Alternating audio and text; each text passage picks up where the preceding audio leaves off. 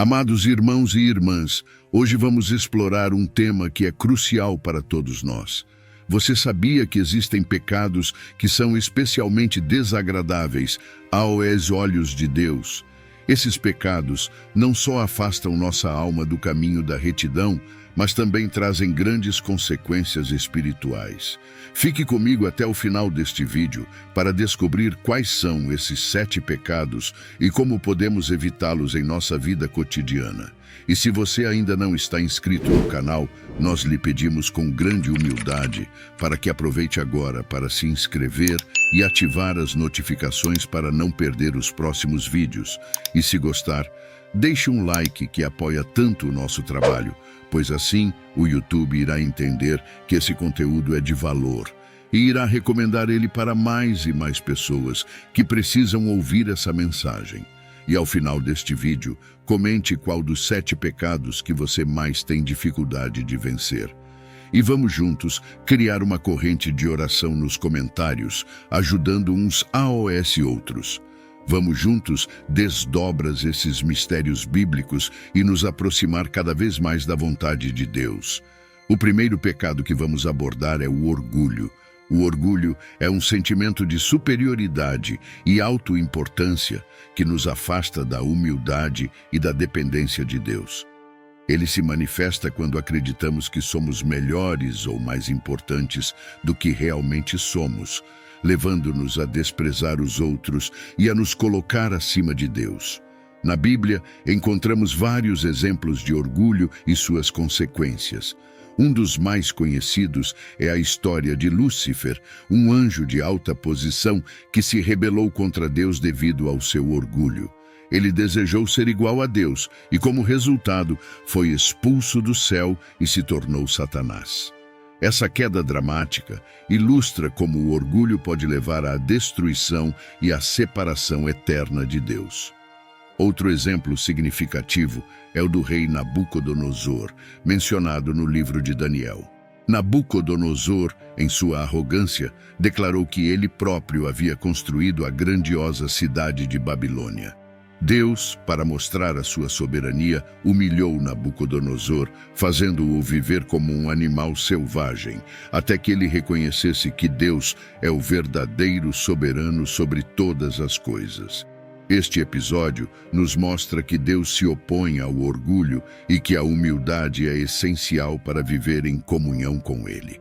As consequências do orgulho são severas e amplamente discutidas nas Escrituras. O livro de Provérbios nos alerta que a soberba precede a destruição e a altivez do espírito precede a queda. Provérbios 16:18. Isso significa que o orgulho nos coloca em um caminho de ruína, não apenas espiritualmente, mas também em nossas vidas diárias. Quando estamos cheios de orgulho, tornamo-nos cegos às nossas próprias falhas e resistimos à correção e à orientação divina. Em Tiago 4:6, lemos que Deus resiste aos soberbos, mas dá graça aos humildes. Esse versículo destaca a oposição direta de Deus ao orgulho e sua disposição em abençoar aqueles que são humildes. A humildade nos abre para receber a graça de Deus e nos permite crescer espiritualmente, enquanto o orgulho nos fecha para a sabedoria e a transformação que Deus deseja operar em nossas vidas. Além disso, o orgulho não afeta apenas nosso relacionamento com Deus, mas também nossos relacionamentos com os outros. Uma pessoa orgulhosa tende a olhar os outros de cima para baixo, criando divisões e conflitos. Jesus nos ensinou a importância da humildade e do serviço ao próximo, exemplificando isso ao lavar os pés dos seus discípulos, um ato de extrema humildade e serviço. O segundo pecado que vamos explorar é a avareza. A avareza é o desejo insaciável de acumular riquezas e bens materiais, colocando-os acima de tudo, inclusive de Deus e do próximo. Esse comportamento é visto como uma idolatria, onde o materialismo assume o lugar que deveria ser reservado a Deus. Na Bíblia, um dos exemplos mais claros de avareza é a história do jovem rico. Jesus contou a parábola desse jovem que, ao ser convidado a vender tudo o que tinha e seguir a Cristo, foi incapaz de fazê-lo por causa de seu apego aos bens materiais. Esse relato ilustra como a avareza pode impedir uma pessoa de se dedicar plenamente a Deus e à vida espiritual. Outro exemplo é o de Ananias e Safira, que mentiram sobre a venda de um campo, retendo parte do dinheiro para si mesmos. Sua avareza e desonestidade resultaram em consequências severas, mostrando que a busca insaciável por riqueza pode levar a atos de engano e destruição. As passagens bíblicas alertam repetidamente sobre os perigos da avareza. Em Lucas 12:15, Jesus adverte: acautelai-vos e guardai-vos da avareza, porque a vida de qualquer não consiste na abundância do que possui. Esse versículo nos lembra que a verdadeira essência da vida não está na acumulação de bens, mas na nossa relação com Deus e com os outros. Em 1 Timóteo 6:10, Paulo escreve: porque o amor ao dinheiro é a raiz de todos os males, e alguns nessa cobiça se desviaram da fé e se transpassaram a si mesmos com muitas dores. Aqui vemos que a avareza pode levar ao afastamento de Deus e à autodestruição. A avareza não afeta apenas o indivíduo, mas também a comunidade ao seu redor.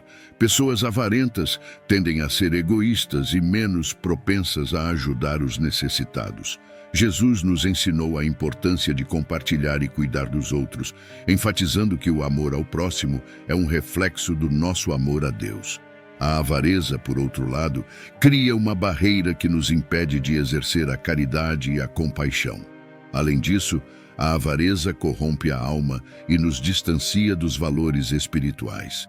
Quando estamos focados em acumular riquezas, perdemos de vista o propósito maior da nossa existência. Deus nos chama a buscar primeiro o seu reino e a sua justiça, confiando que Ele suprirá nossas necessidades. A avareza, no entanto, nos faz confiar nas riquezas materiais, desviando nossa fé e confiança do Criador. O terceiro pecado que vamos discutir é a luxúria. A luxúria é um desejo intenso e desordenado por prazeres sexuais. Na Bíblia, a luxúria é vista como um desvio dos propósitos de Deus para a sexualidade, que deveria ser uma expressão de amor e compromisso dentro do casamento. Esse desejo desenfreado e egoísta pelo prazer pode levar a uma série de comportamentos pecaminosos e destrutivos. Na Bíblia, um dos exemplos mais impactantes de luxúria é a história de Davi e Batseba. O rei Davi, ao ver Batseba se banhando, foi consumido pelo desejo por ela, apesar de ela ser casada. Ele acabou cometendo adultério e, em seguida, organizou a morte do marido de Batseba para esconder seu pecado. Esse episódio demonstra como a luxúria pode levar a uma espiral de ações pecaminosas e suas graves consequências, incluindo o sofrimento pessoal e a desgraça. Outro exemplo é o de Sansão e Dalila. Sansão, conhecido por sua força extraordinária, foi enganado por Dalila devido à sua atração por ela. A luxúria de Sansão o cegou para as intenções de Dalila, levando-o à traição e, eventualmente, à perda de sua força e liberdade. Essa história ressalta como a luxúria pode nublar nosso julgamento e nos expor a grandes perigos. A Bíblia condena a luxúria em várias passagens. Em Mateus 5:28, Jesus ensina que todo aquele que olhar para uma mulher com intenção impura no coração já cometeu adultério com ela. Este versículo mostra que a luxúria não é apenas um ato físico, mas também um estado do coração e da mente.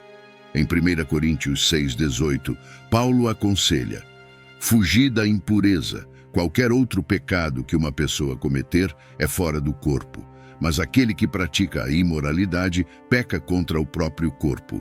Aqui, Paulo enfatiza a gravidade da luxúria e da imoralidade sexual, destacando a necessidade de evitá-las.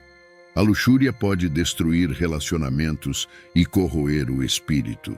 Quando permitimos que esses desejos desordenados dominem nossas vidas, afastamo-nos dos valores espirituais e éticos que Deus nos deu. Além disso, a luxúria pode levar a comportamentos compulsivos que prejudicam não apenas a pessoa que a alimenta, mas também aqueles ao seu redor.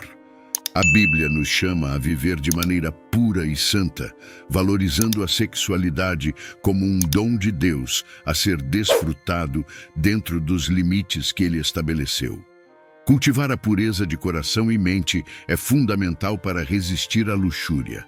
Em Filipenses 4:8, somos instruídos a pensar sobre tudo o que é verdadeiro, tudo o que é honesto, tudo o que é justo, tudo o que é puro, tudo o que é amável, tudo o que é de boa fama. Manter nossos pensamentos e desejos alinhados com esses princípios nos ajuda a viver em conformidade com a vontade de Deus. O quarto pecado que vamos discutir é a inveja. A inveja é um sentimento de ressentimento ou insatisfação diante das conquistas, posses ou qualidades dos outros. Ela se manifesta quando desejamos o que os outros têm, acreditando que merecemos mais ou que a vida é injusta por não termos o mesmo. Na Bíblia, uma das histórias mais emblemáticas de inveja é a de Caim e Abel. Caim, o primeiro filho de Adão e Eva, sentiu uma profunda inveja de seu irmão Abel, cujo sacrifício foi aceito por Deus enquanto o seu foi rejeitado. A inveja de Caim cresceu tanto que ele acabou matando seu próprio irmão, mostrando como esse sentimento pode levar a ações extremamente destrutivas. Esse episódio ilustra o quão perigosa a inveja pode ser, não apenas para a pessoa que a sente, mas também para aqueles ao seu redor. Outra história significativa é a de José e seus irmãos. José era amado por seu pai, Jacó, e isso provocou a inveja de seus irmãos. Eles ficaram tão consumidos pela inveja que planejaram matá-lo, acabando por vendê-lo como escravo. A inveja deles levou a uma série de eventos dolorosos, mas também mostrou a providência de Deus em transformar o mal em bem. Mesmo assim, essa história destaca como a inveja pode destruir relacionamentos familiares e causar grande sofrimento. A Bíblia fala claramente contra a inveja em vários versículos. Em Provérbios 14:30, lemos que a inveja é a podridão dos ossos, destacando como esse sentimento corrói a alma por dentro. Em Tiago 3,16 é dito que, onde há inveja e ambição egoísta, aí há confusão e toda espécie de coisas ruins. Esses versículos nos alertam sobre os perigos espirituais e emocionais da inveja. Além das advertências, a Bíblia também nos orienta sobre como combater a inveja. Em Filipenses 4:11, Paulo nos ensina a estar contentes em qualquer situação, independentemente das circunstâncias. Cultivar a gratidão e o contentamento em nossas vidas é uma forma poderosa de combater a inveja. Quando reconhecemos as bênçãos que temos e agradecemos por elas, diminuímos a insatisfação que alimenta a inveja. A inveja também impede nosso crescimento espiritual. Quando estamos focados no que os outros têm, deixamos de ver as oportunidades e os dons que Deus nos deu. A Bíblia nos chama a desenvolver um espírito de generosidade e a celebrar as bênçãos dos outros. Em Romanos 12:15, Paulo nos exorta a alegrar-nos com os que se alegram, incentivando-nos a praticar a empatia e a alegria compartilhada. O quinto pecado que vamos explorar é a gula. A gula é o desejo excessivo e incontrolável por comida e bebida, colocando a satisfação dos apetites físicos acima das necessidades espirituais. Na perspectiva espiritual, a gula é vista como uma forma de idolatria, onde o prazer do consumo se torna um ídolo, afastando-nos da disciplina e do autocontrole que Deus deseja para nós. Um exemplo bíblico claro de gula é encontrado na história dos israelitas no deserto. Após serem libertos do Egito, eles começaram a reclamar e desejar os alimentos que tinham deixado para trás, apesar de Deus prover o maná diariamente. A insatisfação e o desejo desenfreado por comida levaram a murmurações contra Deus e a Moisés. Em Números 11, vemos como Deus respondeu às suas queixas enviando codornizes, mas também uma praga devido à sua ganância e falta de gratidão. Outro exemplo de gula pode ser visto na vida de Esaú, que vendeu seu direito de primogenitura por um prato de lentilhas. Em Gênesis 25, a história nos mostra como Esaú valorizou mais a satisfação imediata de sua fome do que as bênçãos futuras e a responsabilidade espiritual que vinham com seu direito de primogenitura. Essa decisão impulsiva e centrada na gula teve consequências duradouras e profundas. A Bíblia adverte contra a gula em várias passagens. Em Provérbios 23, 21, lemos: porque os beberrões e os comilões acabarão na pobreza, a sonolência os vestirá de trapos. Esse versículo destaca como a gula pode levar à ruína física e espiritual. Em Filipenses 3, 19, Paulo descreve aqueles cujo Deus é o ventre, indicando como a gula pode se tornar um ídolo que desvia as pessoas do verdadeiro caminho espiritual. Espiritualmente, a gula impede a disciplina e o autocontrole. Quando estamos dominados pelo desejo de comer e beber excessivamente, nossa mente e nosso coração se afastam das coisas de Deus. Jesus nos chama a viver de maneira moderada e a buscar primeiro o reino de Deus e sua justiça. A gula nos impede de viver plenamente essa chamada, distraindo-nos com desejos temporais e efêmeros. A solução para a gula envolve cultivar a disciplina e a gratidão. Quando reconhecemos e agradecemos a Deus por suas provisões, somos menos propensos a buscar satisfação excessiva e descontrolada. Em 1 Coríntios 10, 31, Paulo nos lembra: portanto, quer comais, quer bebais, ou façais qualquer outra coisa, fazei tudo para a glória de Deus. Este versículo nos desafia a viver de maneira que nossos hábitos alimentares e de consumo reflitam nossa fé e devoção a Deus. O sexto pecado que vamos analisar é a ira. A ira é uma emoção intensa de raiva e indignação, que, quando não controlada, pode levar a ações e palavras destrutivas. Na Bíblia, a ira é frequentemente associada a comportamentos pecaminosos que resultam em consequências negativas, tanto para quem a sente quanto para aqueles ao seu redor. Um dos exemplos mais notáveis de ira na Bíblia é a história de Moisés. Em um momento de frustração com os israelitas, que constantemente reclamavam e duvidavam de Deus, Moisés agiu impulsivamente. Em Números 20, Deus instruiu Moisés a falar à rocha para que dela saísse água. No entanto, em sua ira, Moisés bateu na rocha 2 vezes com seu cajado. Embora a água tenha saído, essa desobediência custou a Moisés a entrada na terra prometida, demonstrando como a ira pode levar a consequências sérias e duradouras. Outro exemplo é a reação de Caim ao sacrifício aceito de Abel. Consumido pela ira e inveja, Caim matou seu irmão, cometendo o primeiro homicídio registrado na Bíblia.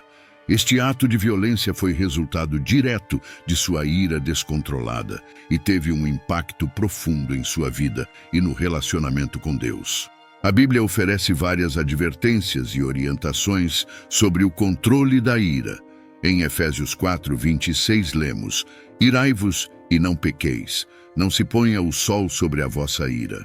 Este versículo nos encoraja a lidar com nossa raiva de maneira saudável e a resolver nossos conflitos rapidamente para evitar que a ira se transforme em amargura.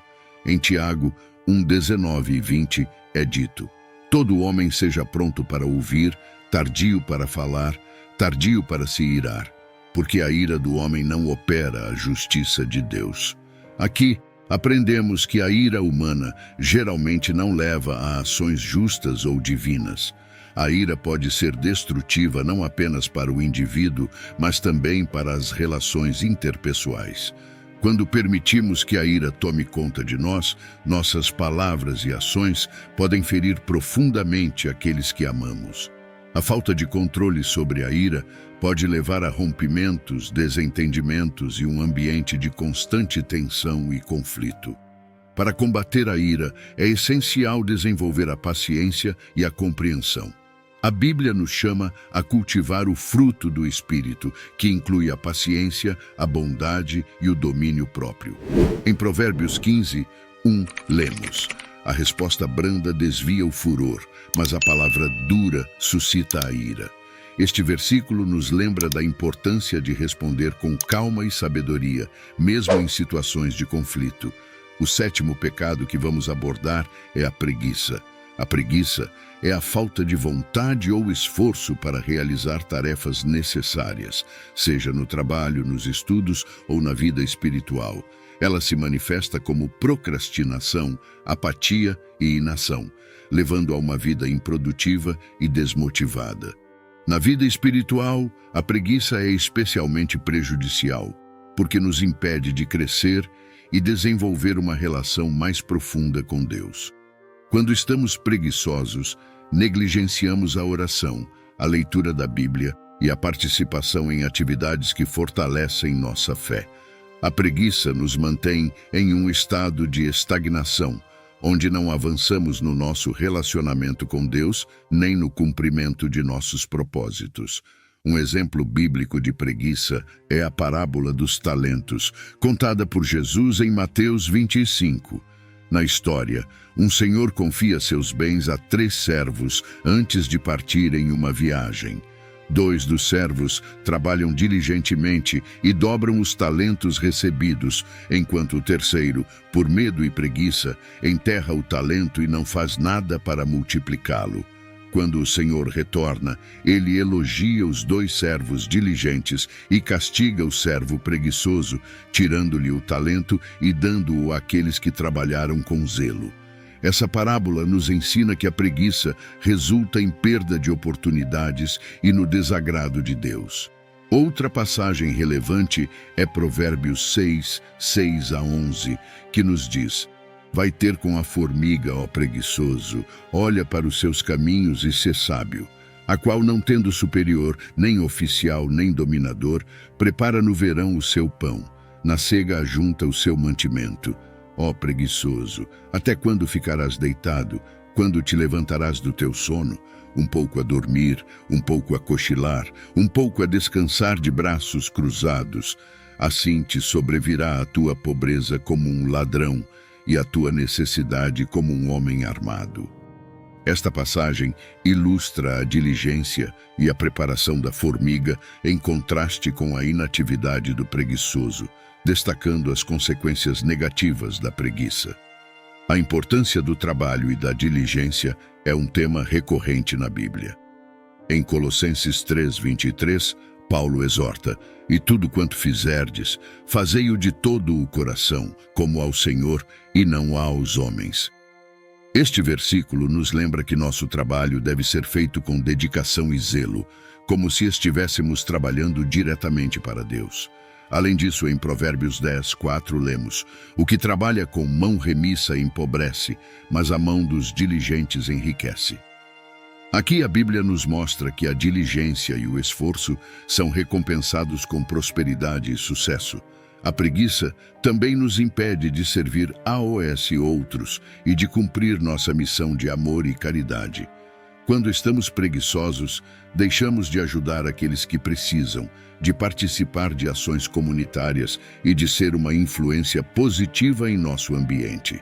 A diligência, por outro lado, nos impulsiona a agir em benefício do próximo e a viver de acordo com os ensinamentos de Jesus. Hoje exploramos os 7 pecados que mais desagradam a Deus: orgulho, avareza, luxúria, inveja, gula, ira e preguiça.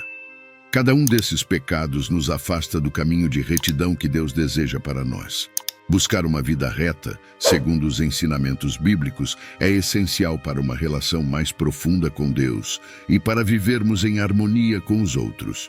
Que possamos reconhecer esses pecados em nossas vidas e nos esforçarmos para superá-los, vivendo de acordo com a vontade divina. Que Deus nos guie e nos fortaleça nessa caminhada.